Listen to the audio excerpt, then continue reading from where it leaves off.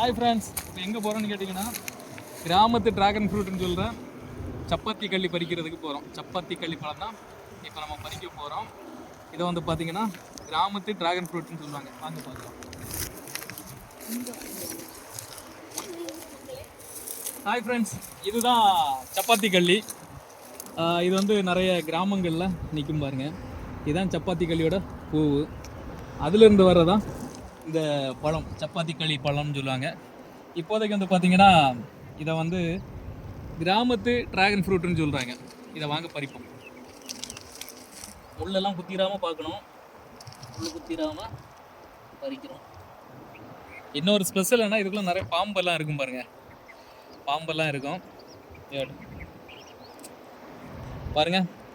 Dragon fruit மாதிரியே தான் இருக்கும். இது வந்து கிராமத்து ட்ராகன் ஃப்ரூட்டுன்னு சொல்லுவாங்க. இப்போ யூடியூப்லலாம் நிறைய போய்ட்டுருக்குது. ஆன்லைன்லலாம் பார்த்திங்கன்னா விற்பனை. அது மாதிரி பார்த்திங்கன்னா முள் இருக்கும்.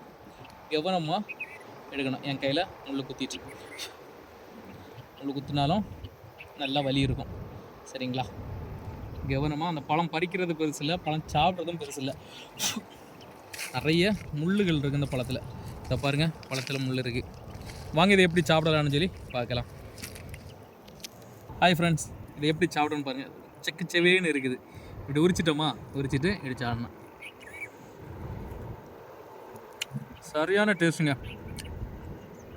ட்ராகன் ஃப்ரூட்டெல்லாம் நம்ம வெளியிருந்து தான் வாங்குகிறோம். ஆனால் நம்ம ஊரில் ட்ராகன் ஃப்ரூட்டு டேஸ்ட்டு நல்ல அழகான ஒரு ஃப்ரூட்ஸ் இருக்குது. ஆனால் யாருக்குமே தெரியல. வாங்க சாப்பிட்டோம். முள் வந்து குத்திராமல் பார்த்து சாப்பிடணும். சரிங்களா?